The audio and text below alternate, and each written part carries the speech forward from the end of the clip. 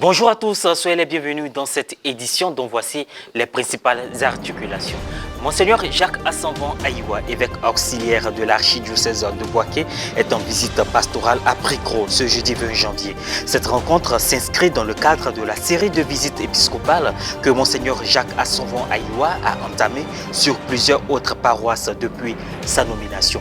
À suivre également l'Afrique du Sud, fer de lance de la lutte pour l'égalité d'accès au vaccin anti-Covid, a lancé au Cap la première usine du continent qui fabriquera des doses de A à Z financées par le milliardaire des biotechnologies Patrick Soon-Shiong.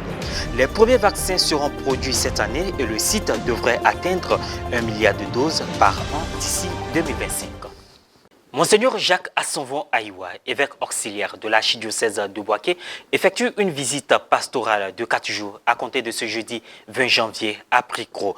Monseigneur Jacques Assanvant Aïwa se rendra dans les paroisses Notre-Dame de la Nativité de Pricro et Saint-Michel Archange de Kofi à Moncro. L'évêque auxiliaire a également eu une rencontre avec les chefs de service et certaines associations à la mairie de la dite localité. Toujours dans l'archidiocèse de Bouaké, le clergé diocésain fait une place importante à la marche synodale dans son plan d'action. Une rencontre diocésaine du presbytérium s'est tenue le 4 janvier dernier pour le synode sur la synodalité.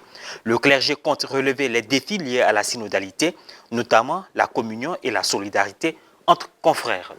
Diocèse de Mans, la paroisse Sainte-Thérèse de l'Enfant Jésus de Thiény-Siabli a célébré la clôture des festivités marquant ses noces de diamant, soit 60 ans d'évangélisation par une messe d'action de grâce le dimanche 9 janvier dernier en présence de Monseigneur Gaspard Bébigneba, ordinaire des lieux.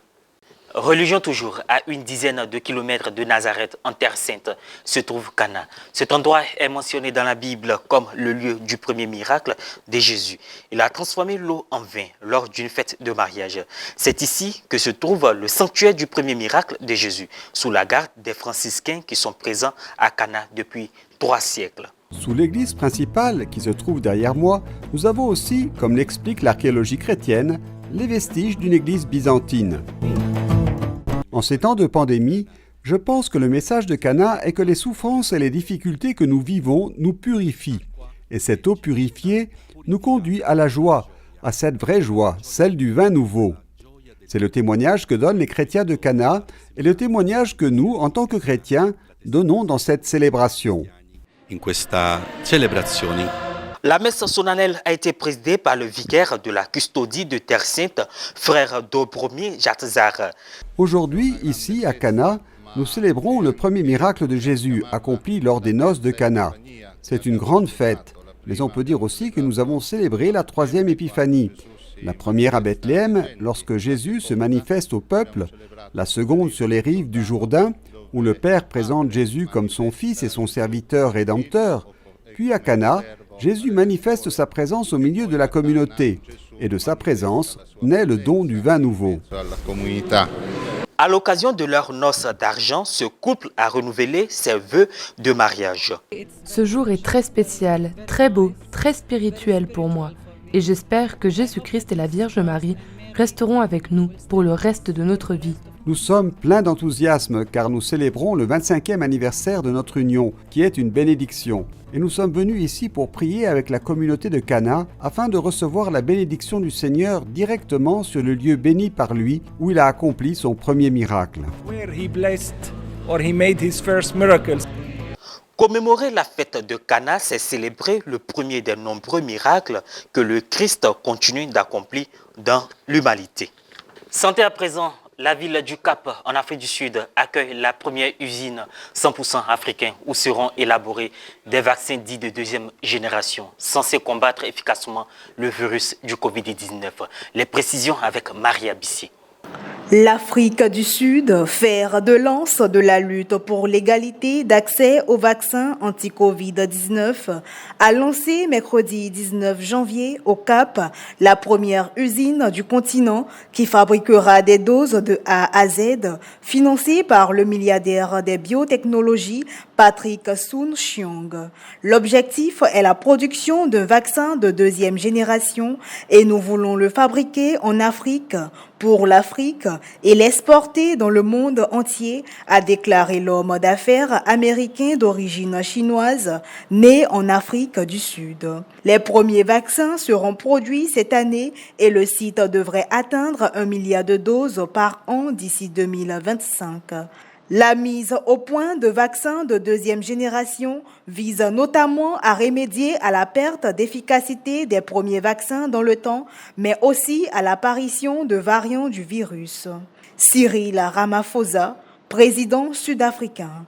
Officiellement pays africain le plus touché, l'Afrique du Sud compte plus de 3,5 millions de cas, dont 93 400 décès, alors que le continent a officiellement enregistré plus de 10 millions de cas en janvier, selon l'Union africaine.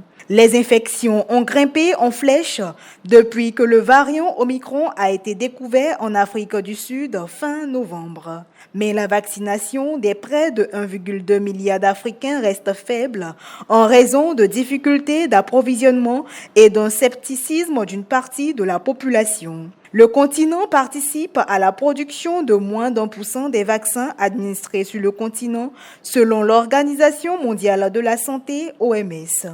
Dès fin 2020, l'Afrique du Sud et l'Inde ont proposé à l'Organisation mondiale du commerce, en abrégé OMC, de suspendre les droits de propriété intellectuelle pour les traitements et les vaccins contre la COVID-19. Nombre d'ONG et États leur ont emboîté le pas. Le sujet qui était de nouveau à l'agenda de la conférence de l'OMC en novembre, reporté en raison du variant Omicron, n'a toujours pas été tranché. L'Afrique du Sud compte déjà 2 sites d'assemblage et de conditionnement de vaccins. L'Institut Biovac, également du Cap, devrait commencer à assembler le vaccin Pfizer-BioNTech en début d'année et le géant pharmaceutique Aspen conditionne des vaccins de Johnson & Johnson sur son site de Guebara. Patrick Soon-Shiong a fait fortune en mettant au point un médicament anticancéreux appelé Abraxane. Il est également actionnaire de l'équipe de basket américaine, les Los Angeles Lakers. Un récit de coraux a été découvert à plus de 30 mètres de profondeur au large de Tahiti, en Polynésie française. Une expédition et une découverte qui va au-delà des espérances des scientifiques. On en sait davantage avec Morel Poti. Cela pourrait être l'un des plus grands récifs au monde. Des scientifiques ont découvert cette rare étendue de 3 km de coraux vierges au large de Tahiti, en plein cœur du Pacifique Sud. Un décor à couper le souffle qui semble être en parfaite santé selon Laetitia Edouin, docteur en océanologie biologique et environnement marin au Centre national de la recherche scientifique. Il n'y a aucun signe de maladie, il n'y a pas de mortalité. Cela signifie donc qu'ils n'ont pas été touchés par l'activité humaine, par le blanchiment ou d'autres pollutions. Selon un rapport publié en 2020, 14% des coraux ont été tués par la surpêche et la pollution en seulement 10 ans. L'eau chaude due au changement climatique fait blanchir les coraux les plus délicats. Selon Mark Ekin, océanographe, le récif nouvellement découvert, plus profond, a été protégé de ces températures plus chaudes. Mais il n'est pas hors de danger pour autant. Cette information est vraiment la base de la gestion des océans, de leur conservation, de la compréhension des impacts des tsunamis sur la côte. L'océan représente 72% de la surface de la Terre, mais il renferme encore aujourd'hui plus de secrets que certaines planètes du système solaire, comme l'indique Rouliane Barbière, spécialiste de la politique marine à l'UNESCO. Les experts espèrent que la découverte de ce récif encore préservé permettra de savoir comment protéger ces écosystèmes. C'est ainsi que prend fin cette édition. Merci de nous avoir suivis. Merci de rester fidèles à la télévision catholique Ecclesia TV.